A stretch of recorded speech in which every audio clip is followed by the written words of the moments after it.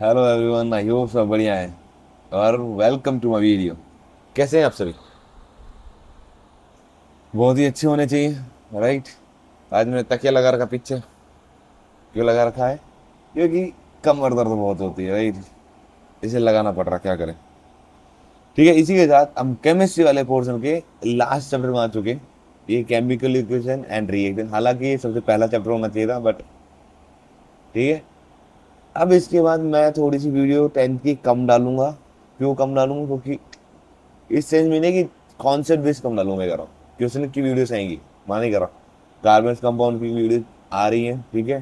P Y Qs आ रहे हैं, उसके बाद एसिड बेस की पी वाई क्यूज आएंगे, उसके मेटल नॉन मेटल की पी वाई क्यूज आएंगे, उसके बाद इसकी पी वाई क्यूज आएंगे, इसके एनसीईआरटी क्वेश्चन भी आ रहे हैं, राइट। देन इंपॉर्टेंट क्वेश्चन भी आएंगे, तो पूरा 1-2 वीक लग जाएगा मुझे सब कुछ आने में, क्योंकि इसके साथ साथ मुझे 12th का भी चालू करना है। ठीक है, एक बार 12th को चालू हो जाए, एक चैप्टर खत्म हो जाए, तब मैं उसके बाद अपना फिजिक्स वाला पोर्शन चालू कर दूंगा 10th का। ठीक है, समझ रहे हो ना? तो ऐसा सिस्टम है अपना। तो अब सिस्टम चालू करते हैं, ठीक है। तो केमिकल रिएक्शन, केमिकल रिएक्शन नाम से समझ गए होंगे हम लोग इसमें किसके बारे में पढ़ेंगे, केमिकल रिएक्शंस के बारे में पढ़ेंगे। ओके एंड सही कह रहा हूँ ना, केमिकल रिएक्शन के बारे में पढ़ेंगे ना, आपने पढ़ लिया होगा आई थिंक पहले चीज। और इसमें हम केमिकल इक्वेशन के बारे में पढ़ेंगे, ये दो चीजें पढ़नी है और कुछ नहीं पढ़ना। कि लिखते कैसे और होती कैसे, रिएक्शन लिखते कैसे हैं और रिएक्शन होती कैसे, उसके अलावा कुछ नहीं पढ़ना। सबसे छोटा चैप्टर है, जब सबसे पहला चैप्टर है ये, मेरा रह गया था। ठीक है, मैं 2 दिन में खत्म कर दूंगा इस चैप्टर को, ठीक है? ज्यादा लंबा नहीं स्ट्रेच करूंगा इसे। देखो जरा, इसको हम 3 हिस्सों में पढ़ने वाले हैं, ठीक है। अपना चेंजेस को लेके, बैलेंसिंग को लेके एंड केमिकल रिएक्शन को लेके। सबसे पहले मैं होप करता हूँ कि आपको पता होगा कि आयनिक बॉन्ड क्या होता है। ठीक है, अभी इसमें आयनिक बॉन्ड बनना फॉर्मूला कैसे लगता है, तो फॉर्मूला नहीं आता अभी रिएक्शन नहीं लग पाओगे इसमें, केमिकल रिएक्शन। सबसे पहले मैं बैलेंसिंग लिख देता हूँ, नहीं सबसे पहले आपको रिएक्शन ही बताता हूँ कैसे लिखता है आयनिक कंपाउंड। कंटेंट पूरा रेडी है मतलब, ठीक है। सबसे पहले आयनिक बॉन्ड क्या होता है को मालूम ही होगा, राइट, मैंने पढ़ा दिया है। आयनिक बॉन्ड क्या होता है?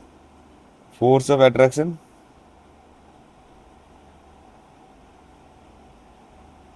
Force of attraction between two ions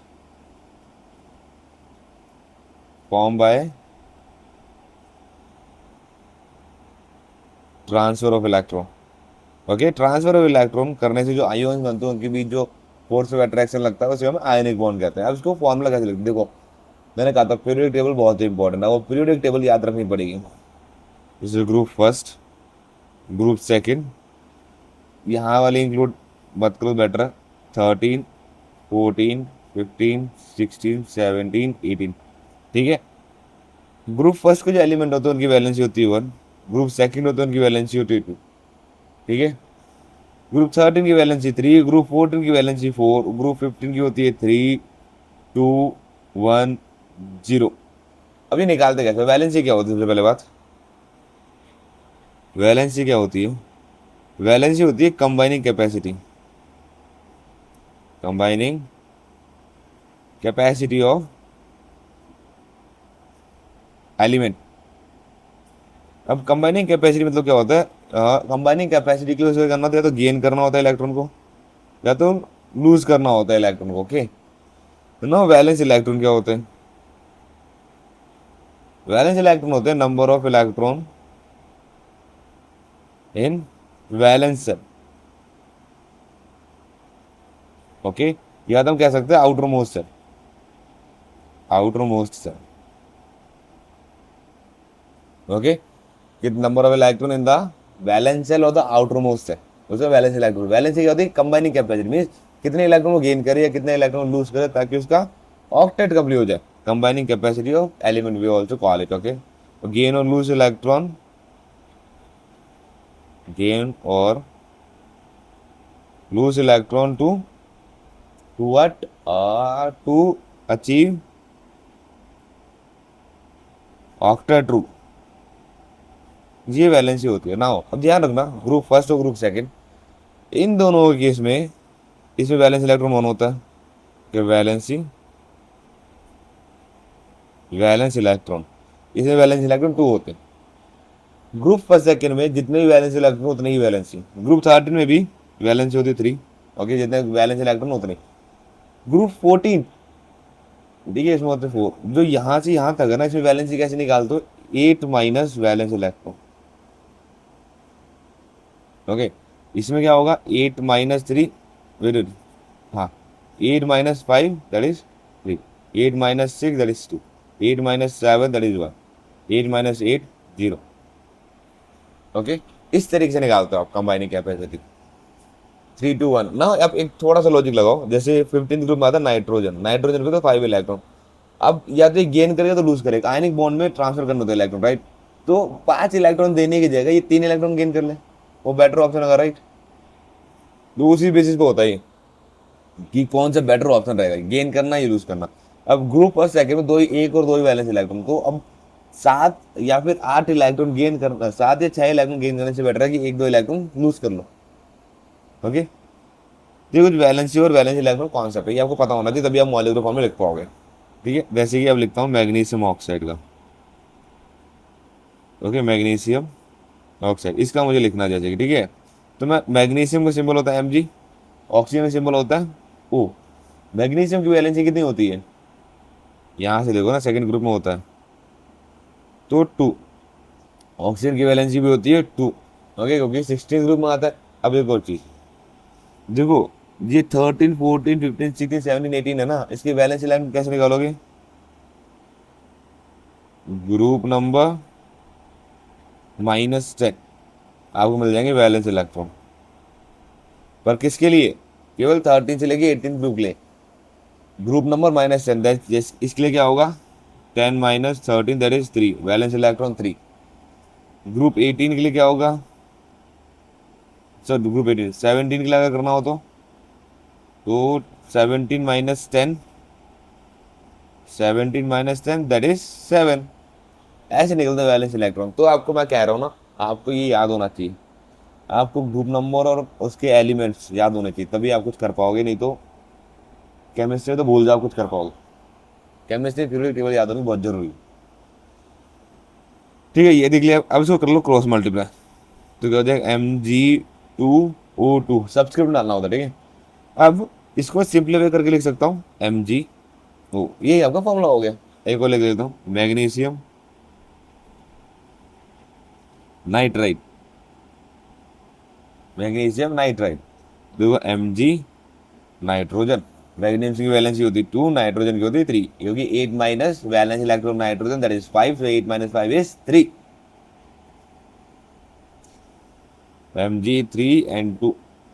okay, और देख लेते हैं, हाँ, हाइड्रोजन क्लोराइड। ओके, और हाइड्रोजन होता है H, क्लोरीन होता है Cl। हाइड्रोजन की वैलेंसी 1, Cl की वैलेंसी 1, कितना हो गया, HCl। ऐसे लिखते हैं वर्ग फॉर्मूला, ठीक है। और दे देता हूँ आपको, ठीक है, आप करना, जैसे कि हाँ लिखो, सोडियम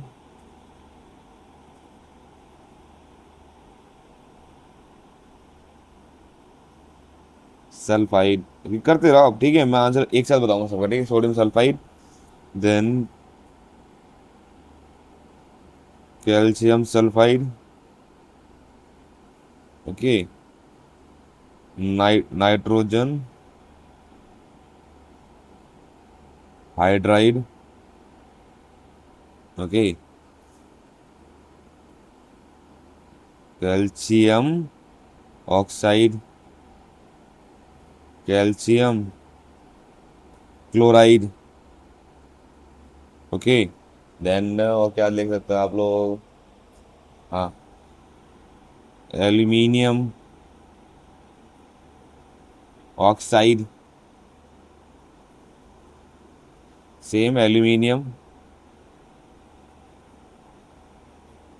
क्लोराइड, ओके। ये कुछ है, करके देखो कैसे करते, मैं आंसर लिख दूँ, पॉज करो वीडियो को और करके देखो। देखो बहुत जरूरी है, बेसिक्स है, बहुत ही बेसिक्स है, ठीक है। देखो मैं इतना अच्छे से करवा दूंगा ना, अगर आप मेरी वीडियो देख लो, सारा कंटेंट मिल जाएगा वो। एक भी आपके एनसीईआरटी से कुछ एक्स्ट्रा ही बताऊंगा मैं, ठीक है। जो समझ में ना बता दें, वापस पूछ लूंगा मैं, not a big deal. Okay, जो समझ में आए वो पूछ लो वापस, पर आपकी एनसीईआरटी से कुछ एक्स्ट्रा ही बताऊंगा मैं, ये आपकी एनसीईआरटी में नहीं मिलेगा, नहीं है, ठीक है, आपको मेटल नॉन मेटल मिलेगा, केमिकल इक्वेशन नहीं मिलेगा आपको, ठीक है।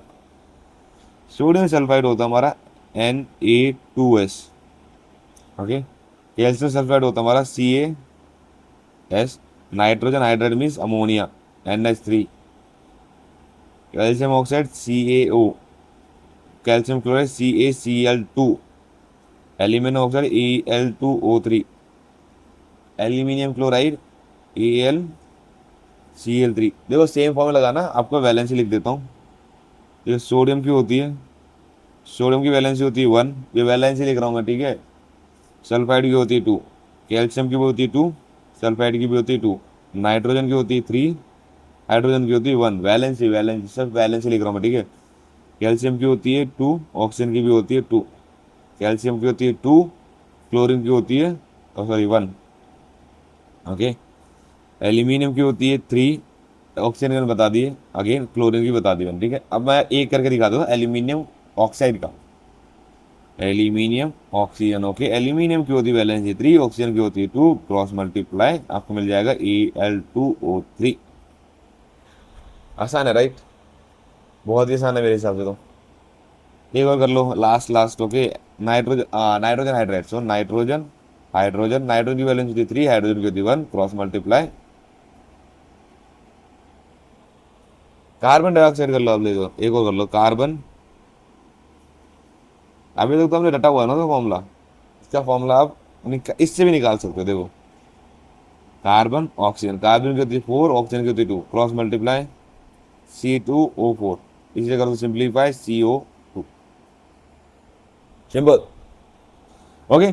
जी कुछ आपको फॉर्मूला लिखना, जिनको कि केमिकल रिएक्शन भी लिखेंगे, या वो आपको देंगे बैलेंस इक्वेशन देंगे ना, उसमें आपको नेम देंगे, उस वर्ड नाम देंगे उसका, कंपाउंड का, आपको उससे फॉर्मूला लिखना पड़ेगा, तो उसके लिए आपको ये आना चाहिए लिखना, ठीक है। जब भी सल्फाइड की बात हो रही हो तो मीन्स एस की बात हो रही है, जब सल्फेट की बात हो रही हो,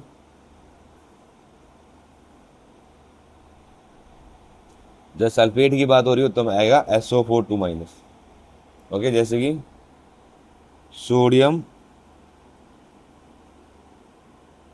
सल्फेट, ओके, तो हो जाएगा Na ना। सल्फेट हमारा कंपाउंड होता है SO4, इसका चार्ज कितना होता है 2-। आयोन्स के लिए जो भी उनका चार्ज है ना वही उनकी वैलेंसी है, जो भी उनका चार्ज है वही उनकी वैलेंसी है। और सल्फेट का चार्ज होता है -2, इसकी वैलेंसी -2, सॉरी 2 ओनली, वैलेंसी कभी नेगेटिव पॉजिटिव नहीं होती। सोडियम 1 Na2SO4, ये तरीका है, ठीक है। जैसे कार्बोनेट होता है एक, कार्बोनेट CO3 2-, तो इसकी वैलेंसी कितनी होगी 2 होगी, -2 है, ठीक है। देन अपना क्या होता है, और नाइट्रेट, नाइट्रेट था NO3-। ये याद रखोगे शायद, छोटी छोटी चीजें आपको देंगे, सोडियम नाइट्रेट ऐसे देंगे तो आपको लिखना आना चाहिए फॉर्मूला, फॉर्मूला लिखोगे तभी कर पाओगे। हम एनसीईआरटी के क्वेश्चन डिस्कस करेंगे, उसमें है क्वेश्चन, ठीक है। तो अब बढ़ते हैं हम केमिकल इक्वेशन की तरफ, ठीक है। बेसिक्स बता दिए मैंने ना। सबसे पहले केमिकल चेंज और फिजिकल चेंज पढ़ेंगे हम लोग, ठीक है, क्योंकि आज इसका बात है। बैलेंसिंग भी कोशिश करूँगा खत्म कराने की, ये हम अगले लेक्चर में कर देंगे, ठीक है। फिजिकल चेंज क्या होता है, ऐसा चेंज जिसमें कोई न्यू प्रोडक्ट नहीं बनता, ऐसा चेंज जिसमें केवल साइज में, शेप में, कलर में चेंजेस आ रहे होते हैं, राइट। उसके अलावा कोई चेंज नहीं होता। देखो, change in which substance undergo changes such as shape, size and matter. अब ये जो फिजिकल चेंज होते हैं दो टाइप के होते हैं, रिवर्सिबल और इरिवर्सिबल। रिवर्सिबल और इरिवर्सिबल। रिवर्सिबल जैसे कि मेल्टिंग ऑफ आइस, अगेन मैं मेल्ट कर सकता हूँ उनको वाटर, वाटर से अगेन आइस कर सकता हूँ। इरिवर्सिबल मीन्स आपने पेपर काट दिया, अब वो उसका आपने करा था शेप ही चेंज है, बट अब काट दिया ना, अब उसे वापस कैसे जोड़ोगे, तो लो वो भी छोड़ो। जैसे हमने अब जो फ्रूट होता है वो काट दिया, हुआ तो शेप ही चेंज है, कुछ नया प्रोडक्ट तो बना नहीं है। अब उसे अब उसमें बन गया, उसे अभी चिपका तो सकते नहीं आप, तो वो इरिवर्सिबल चेंज है फिजिकली। फिजिकल के अंदर कोई नया प्रोडक्ट नहीं बनाती, दैट्स इट। जब भी नया प्रोडक्ट बन जाएगा तो उसमें केमिकल चेंज में डाल देंगे। अगर कोई नया प्रोडक्ट नहीं बन रहा है, वही प्रोडक्ट है, मीन जो हमने जो भी प्रोसेस से पहले जो था प्रोडक्ट, प्रोसेस के बाद भी वही प्रोडक्ट है, तो वो केमिकल, तो वो फिजिकल चेंज। लाइक फ्रूट है, अभी फ्रूट है, ठीक है, अभी खा सकता हूँ, वही स्वाद है, काट दिया दो हिस्से में हो गया, अभी भी फ्रूट ही है, अभी भी खा सकता हूँ और वही स्वाद है, कुछ नया नहीं बना, ठीक है, वो फिजिकल चेंज आता है। कैरेक्टरिस्टिक, कोई नया सब्सटेंस नहीं बनता। प्रॉपर्टी सेम रहती है, बता दिया मैंने। Chemical property of the substance do not change, बात वही होगी, ठीक, दोनों सेम ही है। अब इसमें एक दो एग्जांपल और जोड़ सकते हो आप लोग। जैसे हमारी ये ह्यूमन बॉडी है ना, इसके अंदर दोनों तरीके की चेंज होती है। अगर कोई बोलेगा कि change in height of or change in height of the human body, तो फिजिकल चेंज में आती है। बट अगर उसके अंदर का माने कि जैसे कि ये बॉडी सेल जो हमारे ग्रो कर रहे हैं, ठीक है, ग्रो स्प्लिट कर रहे हैं, तो एक सेल दो हिस्सों में बट जाते हैं ना जब ग्रोथ हो रही होती है, जो भी हो रहा है, ठीक है। ऐसे में इतना बायोलॉजी होनी, तो जो अंदर केमिकल प्रोसेस चल रहा होता है वो क्या होता है, केमिकल चेंज। जब हम खाना खाते हैं, जो डाइजेशन होता है हमारा, वो केमिकल चेंज है। बट अगर होगी ये ग्रोइंग ऑफ नेल्स, ये नेल बढ़ते हैं, जैसे आप काटते हो, ये फिजिकल चेंज है, क्योंकि पहले भी नेल थे, काट दिए तब भी नेल है, नेल्स नाखून। ओके, क्या आते हैं हमारे फिजिकल चेंज में। केमिकल चेंज, इसमें नया सब्सटेंस बन रहा होता है जिसकी प्रॉपर्टी टोटल डिफरेंट होती है अपने ओरिजिनल सब्सटेंस से। कैरेक्टरिस्टिक, ये इरिवर्सिबल होता है, मोस्टली इरिवर्सिबल होता है, मोस्टली। बट कुछ रिवर्सिबल भी होते हैं, जैसे कि अमोनिया गैस बनती है, अमोनिया गैस होती है ना, N2+H2, ये रिवर्सिबल भी है। मीन्स आप पीछे भी आ सकते हो, आगे भी आ सकते हो। कुछ रिएक्शन जो इक्विलिब्रियम में होती है, किसमें, इक्विलिब्रियम में होती है, ठीक है, वो रिवर्सिबल भी होती है, नहीं तो अदरवाइज सारी इरिवर्सिबल होती है केमिकल, हमारी केमिकल रिएक्शन है। बहुत सारी रिएक्शन जो रिवर्सिबल रिएक्शन भी, ठीक है। कैरेक्टरिस्टिक इरिवर्सिबल होती है नॉर्मली, ओके। एक या उससे ज़्यादा हमारा वो बनता है, न्यू सब्सटेंस बनता है जिसकी डिफरेंट प्रॉपर्टी होती है इसकी ओरिजिनल सब्सटेंस से, ओके। हीट या फिर लाइट, या तो दोनों ही, ठीक है, या तो एब्जॉर्ब होंगी या तो रिलीज होंगी इस प्रोसेस के अंदर। जब भी केमिकल प्रोसेस चल रहा होगा, आप जब पढ़ोगे ना टाइप ऑफ केमिकल रिएक्शन, उसे बताऊंगा आपको मैं, कि जब प्रोसेस चल रहा होता है तो हीट रिलीज भी हो सकती है, हीट एब्जॉर्ब भी हो सकती है इन केमिकल रिएक्शन। फिजिकल चीज में ऐसा कुछ नहीं होता, केमिकल चीज में ऐसा होता है, या तो हीट एब्जॉर्ब होगी या तो हीट रिलीज होगी, दोनों में से कोई एक चीज होगी होगी, ओके। हमारे लिए मोस्ट इंपॉर्टेंट केमिकल चेंज है, फिजिकल चेंज नहीं है। जैसे इंट्रोडक्शन के लिए मैंने बताया फिजिकल चेंज और केमिकल चेंज में क्या फर्क होता है। Now chemical reaction, chemical reaction क्या होती है, a process involve breaking of chemical bond and the formation of the new chemical bond, okay. जैसे कि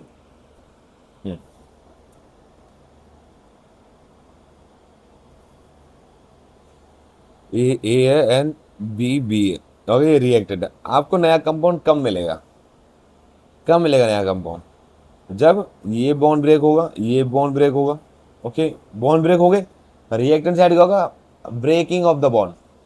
प्रोडक्ट साइड क्या होगा, formation of the new bond, formation of new bond. अब ए के बीच में तो होगा नहीं, इन दोनों के बीच अगर वापस बॉन्ड ही बन गया तो वही प्रोडक्ट मिल गया ना, नया प्रोडक्ट तो मिला नहीं, तब क्या होगा, प्रोडक्ट साइड में ए बी के बीच नया प्रोडक्ट मिल जाएगा, ए और बी के बीच नया प्रोडक्ट, वो नया वो बन जाएगा, बॉन्ड बन जाएगा, उसे हम कहेंगे bond formation, okay.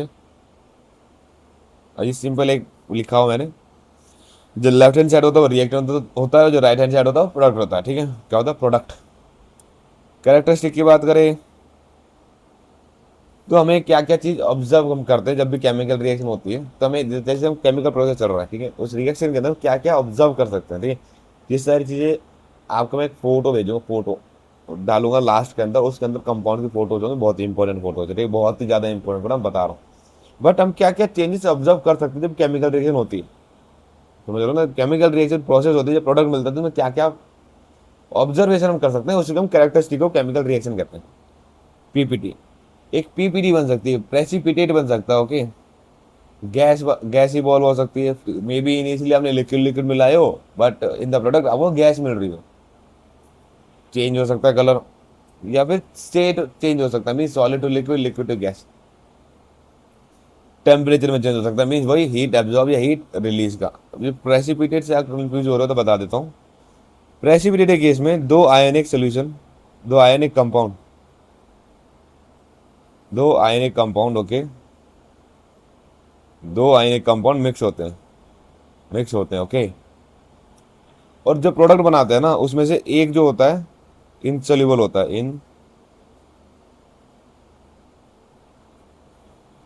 Insoluble salt बनता है, यही है। और इनसोल्यूबल सॉल्ट को हम कहते हैं प्रेसिपिटेट।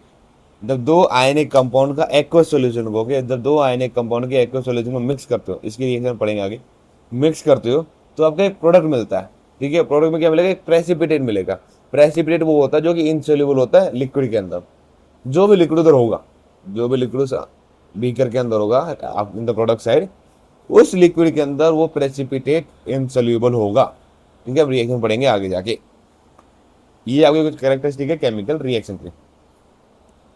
तो ना बात आती है केमिकल इक्वेशन। ठीक है, केमिकल इक्वेशन क्या होती है, हम उसको जो केमिकल प्रोसेस चल रहा होता है ना उसको हम किस तरीके से हम वर्ड्स में लिख सकते हैं, उसके सिंबल्स में लिख सकते हैं। तो केमिकल रिएक्शन लिखने के दो तरीके होते हैं, या तो उसके वर्ड्स में लिख दो, जैसे कि मैग्नीशियम रिबन को मैंने बर्न किया, okay, burning of magnesium ribbon, ठीक है, इन द एयर, ये मैंने स्टेटमेंट दी।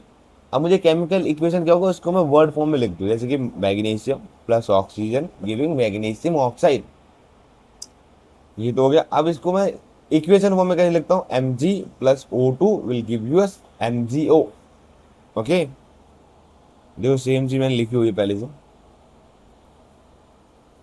ओके, देखो ये होगा सिंबल फॉर्म, ये होगा वर्ड फॉर्म। ओके, ये तो अब देखो मैं ज़्यादा इसमें नहीं लिखूंगा कि और ज़्यादा रिएक्शन नहीं देंगे। ऐसे आप लिख सकते हो क्या, limestone, no no, passing of carbon dioxide from the lime water, passing of carbon dioxide from the lime water, we will get white ppt, white precipitate। Okay, समझ गए ना क्या बोला मैंने, passing of carbon dioxide gas from the lime water giving us white color ppt। अब इसको कैसे लिखोगे, इक्वेशन फॉर्म में लिख देता हूँ मैं। लाइम वाटर क्या होता है, कैल्शियम हाइड्रोक्साइड, कार्बन डाइऑक्साइड पास करी मीन्स CO2 प्लस, और लाइम वाटर मिल्की हो जा रहा है मीन्स व्हाइट कलर का कुछ बन रहा है कंपाउंड, वो कैल्शियम क्या होता है, कार्बोनिक। That's it. इस तरीके से लिखी जाती है इक्वेशन। ठीक है, आपको स्टेटमेंट दी जाएगी, आपको इक्वेशन लिखनी होगी, या तो सिंबल फॉर्म में या तो वर्ड के फॉर्म में। अब देखते हैं बैलेंस और अनबैलेंस्ड इक्वेशन। ये सबसे ज़्यादा इंपॉर्टेंट पार्ट है इस चैप्टर का। जब मोस्टली क्वेश्चन, मतलब मोस्टली जब चैप्टर की बात होगी, जब जब इस चैप्टर की बात होगी तब तब बैलेंस इक्वेशन की बात होगी, बैलेंसिंग की बात होगी। ठीक है, स्टेप बाय स्टेप करना आपको। ठीक है, स्टेप बाय स्टेप करना, बताऊंगा कैसे करते। ठीक है, तो बैलेंस इक्वेशन क्या होती है, simply number of reactant of each element in the left hand side should be equal to the number of element of that same element the right hand side. Mean जितने भी element है same atom, जितने भी atoms है same element के, जितने भी atoms है सेम एलिमेंट के लेफ्ट हैंड साइड, उतने ही एटम्स होने चाहिए सेम एलिमेंट के राइट हैंड साइड में। समझ रहे हो, जैसे देखो इधर ये केमिकल इक्वेशन, राइट। ओके, यहाँ पे दो हाइड्रोजन, तो लेफ्ट हैंड साइड यहाँ पे भी दो हाइड्रोजन होने चाहिए, यहाँ दो ऑक्सीजन, तो राइट हैंड साइड भी दो ऑक्सीजन होने चाहिए। ओके, ये देख रहे हो। जो अनबैलेंस्ड इक्वेशन होती है, अनबैलेंस्ड इक्वेशन जिसमें number of atoms of same element will not equal to the right hand side and left hand side. Mean same atom के एलिमेंट इक्वल नंबर में नहीं होंगे रिएक्टेंट और प्रोडक्ट साइड में। ठीक है, अनबैलेंस्ड इक्वेशन, ये अनबैलेंस्ड इक्वेशन, इसको हम स्केलेटन इक्वेशन भी कहते हैं। ओके, इसको हम स्केलेटन इक्वेशन भी कहते हैं। इसकी बैलेंस फॉर्म कैसे होगी, देखते जाओ, H2 प्लस O2 2H2। अब देख लो बैलेंस है या नहीं है। चार हाइड्रोजन लेफ्ट हैंड साइड में, चार हाइड्रोजन ही राइट हैंड साइड में, दो ऑक्सीजन लेफ्ट हैंड साइड में, दो ऑक्सीजन राइट हैंड साइड में, बैलेंस, इसी को कहते हैं बैलेंस्ड इक्वेशन। ओके, ना देखते हैं स्टेप बाय स्टेप। ओके, क्योंकि आपको जो पेपर में लिखना होगा स्टेप बाय स्टेप लिखना होगा। देखो ये चीज़ें आप दिमाग में कर सकते हो, नो डाउट आप बहुत ज़्यादा स्मार्ट हो, बट पेपर के टाइम पे आप नहीं कर सकते दिमाग में, आपको लिखना होगा स्टेप बाय स्टेप। 3-4 नंबर में होगा तो आपको लिखना पड़ेगा स्टेप बाय स्टेप, और कोई ऑप्शन नहीं है आपके पास। ये तो मैंने स्केलेटन फॉर्म में दे रखी, पर आपको स्केलेटन फॉर्म में ना मिले, मे बी आपको वर्ड फॉर्म में मिले, तो सबसे पहले स्केलेटन इक्वेशन लिखो और काउंट करो कितने नंबर ऑफ एटम है हर एक एलिमेंट के लेफ्ट हैंड साइड और राइट हैंड साइड। ये आपकी इक्वेशन हो गई। दी मैग्नीशियम नाइट्रेट, आपको बता दिया कैसे फॉर्म में लिखते हैं, water, magnesium hydroxide, ammonia. Again ये आपकी क्या है, स्केलेटन इक्वेशन।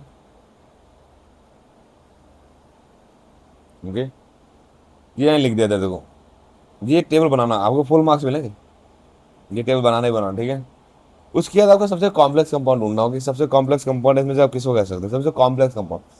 क्योंकि जब भी बैलेंसिंग करो सबसे पहले स्टार्ट करो कॉम्प्लेक्स कंपाउंड, सबसे पहले उससे बैलेंस कर दो, जितने भी एलिमेंट्स है, जितने भी आइटम्स है अपने कॉम्प्लेक्स कंपाउंड के अंदर, उसको बैलेंस कर दो पहले। ठीक है, उसके बाद आप रेस्ट ऑफ द आइटम्स में जाओ। मैग्नीशियम नाइट्रेट है वो कॉम्प्लेक्स कंपाउंड था। ठीक है, तो सबसे पहले मैं ऐसे करूंगा बैलेंस, तो यहाँ पे 3 mg, मैंने 3 mg इधर, तीसरी इधर मल्टीप्लाई कर दिया। ओके, यहाँ 2 नाइट्रोजन, यहाँ 2 नाइट्रोजन इधर मल्टीप्लाई कर दिया, तो हमारे 2 नाइट्रोजन हो गए, 3 मैग्नीशियम इधर हो गए, इधर भी 3 मैग्नीशियम और 2 नाइट्रोजन। ठीक है, अब उसके बाद उन सारे एटम्स को करो जो कि बच गए हैं। ठीक है, बैलेंस जितने भी रिमेनिंग एटम्स हैं उनको आप बैलेंस करो। तो बच गए ऑक्सीजन, हाइड्रोजन ओनली, राइट। अब ध्यान से देखो इधर। ठीक है, मैं टेबल नहीं बना रहा, टेबल बना सकते हो फिर से। ठीक है, अगर मैं इसकी बात करूँ यहाँ पे, तो ऑक्सीजन है मेरे पास यहाँ पे 12 है, और हाइड्रोजन मेरे पास, सॉरी, ऑक्सीजन 6 है, हाइड्रोजन 12 है। देख लो कभी, यहाँ से 3 × 2 मीन 6 हाइड्रोजन इधर, और 3 × 2 × 3 6 हाइड्रोजन है, टोटल 12 हाइड्रोजन। ऑक्सीजन की बात हो 3 × 2 6। और कितना हो इधर, मुझे यहाँ पे 6 और 12 ऑक्सीजन हाइड्रोजन है, मुझे यहाँ पे भी 6 एंड 12 करना है। तो बहुत ही सिंपल है, क्या करूँगा, अब देख लो हो गए नहीं हो गए, राइट। यहाँ पे भी 12 हो गए हाइड्रोजन, यहाँ पे भी 12 हो गए हाइड्रोजन, यहाँ पे भी 6 ऑक्सीजन हो गए, यहाँ पे 6। अब देखो ऐसा नहीं कि हर एक कंपाउंड में, जैसे इस कंपाउंड को अलग बैलेंस करना, इस कंपाउंड को अलग बैलेंस करना ही, आपको टोटल प्रोडक्ट साइड और टोटल रिएक्शन में बैलेंस करना। और एक और चीज याद रखना, ठीक है, आपकी जो बैलेंस इक्वेशन है, लॉ ऑफ कंजर्वेशन और मास को ही फॉलो करते हैं। Means mass in the reaction side should be equal to mass in the product side, mass in the reaction side should be equal to mass in the product side. ठीक है, अब ये थोड़ा सा प्रिकॉशन है, जब भी आप लिखो ये balanced equation, okay, balance equation कर रहे हो, ये मल्टीप्लाई कर रहे हो ना, हमेशा आपके स्टोकियोमेट्री में होना चाहिए, स्टोकियोमेट्री कोएफिशिएंट में होना चाहिए। ठीक है, कभी भी आप यहाँ पे मल्टीप्लाई नहीं करोगे। ओके, सब्सक्रिप्ट में कभी नहीं करोगे, सिर्फ ये लेफ्ट हैंड साइड में जो स्टोकियोमेट्री कोएफिशिएंट की जगह होती है वहीं पे करोगे। जब बैलेंस्ड इक्वेशन लास्ट में एक टेबल बना देना ऐसी। हो गया, ये हो गया।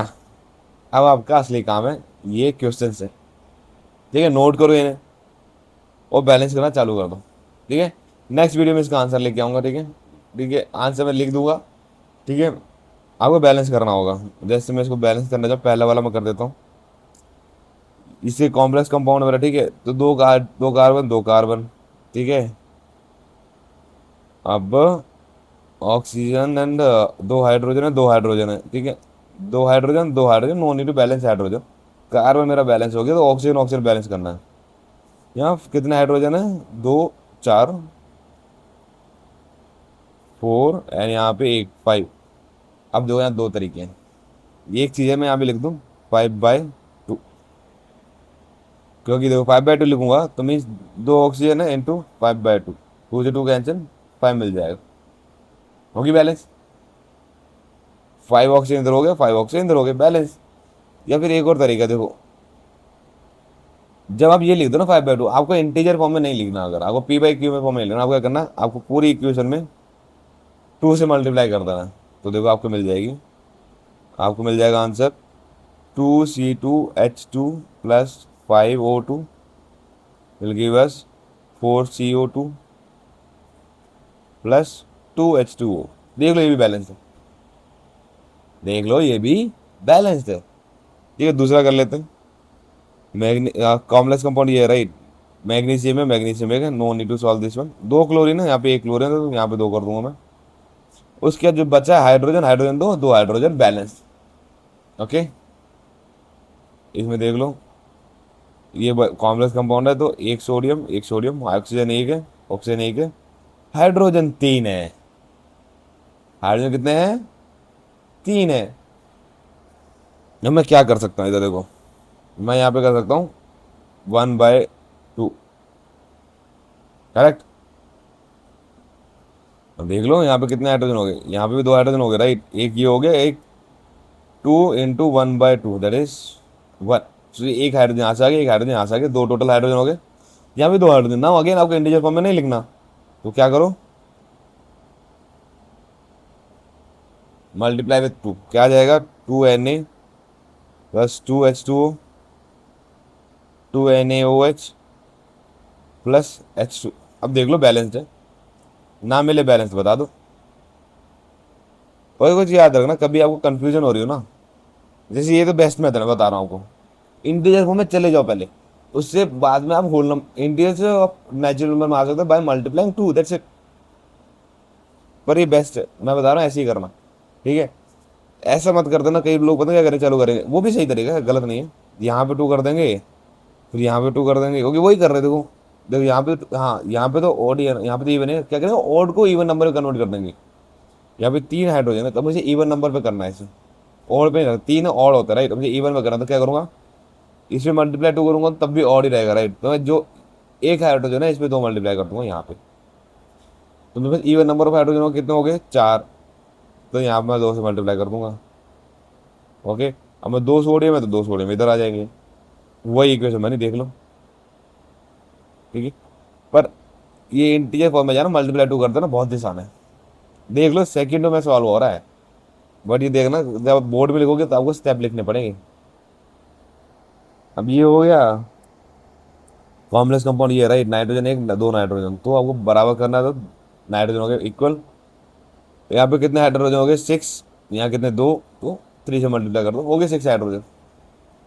अब काउंट कर लो number of element left hand side right hand side, balance. ठीक है, इसमें देख लो अब ये complex compound right, 6 hydrogen 6 carbon, so 6 carbon, then oxygen 6 है और ऑक्सीजन ज़्यादा है उसको, जो हाइड्रोजन कितने 12, या हाइड्रोजन कितने 2, यहाँ क्या करूँ 6, करेक्ट।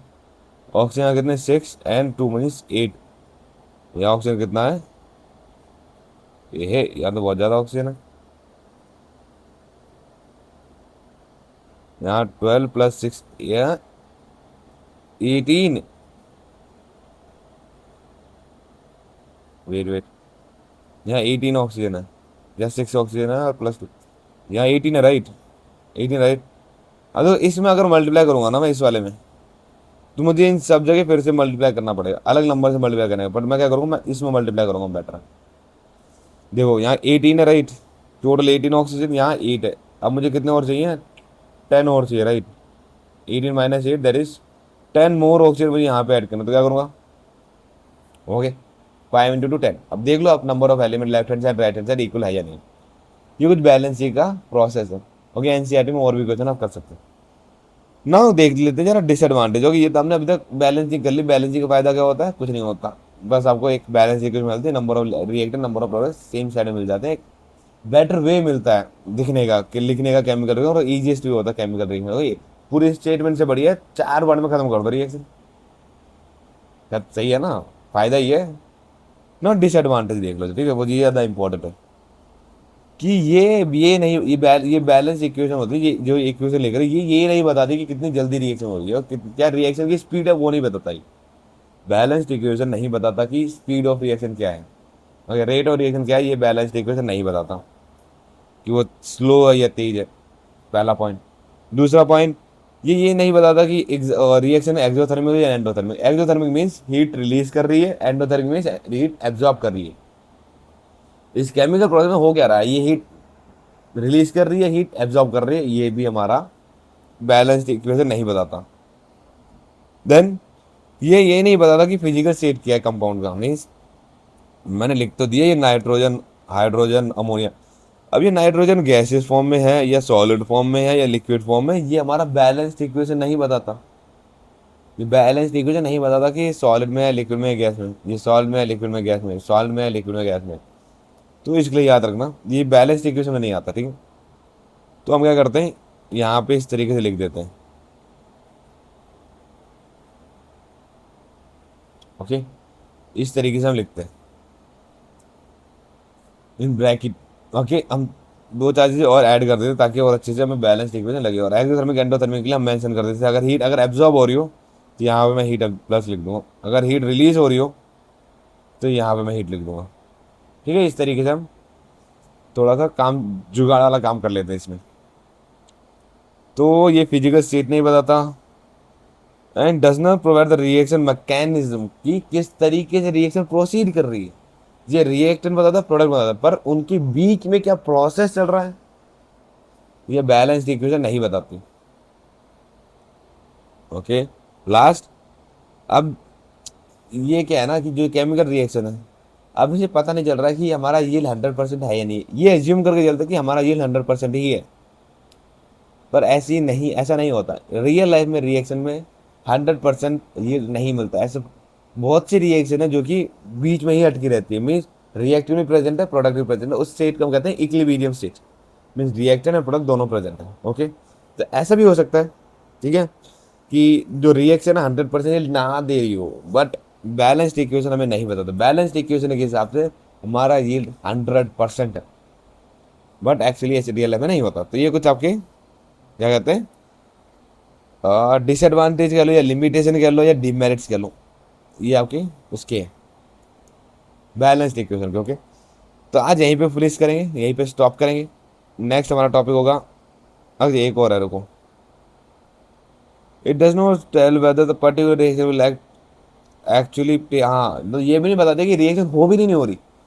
हम लिख सकते हैं, लिख लिया तो कुछ भी लिख दो, बट रिएक्शन हो भी रही है नहीं हो रही है, इसका कोई आइडिया नहीं देता हमारा बैलेंस इक्वेशन। आप तो इसे कुछ भी दे दो, ये तो बैलेंस कर देगा। इससे क्या करना, नंबर ऑफ एलिमेंट तो इक्वल करने हैं, बट ये नहीं बताएगा कि बैलेंस एक्चुअली में हो भी रही है नहीं हो रही। क्या पता हो ही ना रही हो, रिएक्शन ही नहीं हो रही, पर लगे पड़े बैलेंस करने में। ठीक है ना, इसका हमारा टाइप ऑफ केमिकल रिएक्शन। ठीक है, बस आपका चैप्टर फिनिश्ड। यहाँ भी नहीं है, बस कहाँ तक है, बस 2 पेज का चैप्टर आपका खत्म। That's all for this video, and हम मिलते हैं अगली वीडियो में।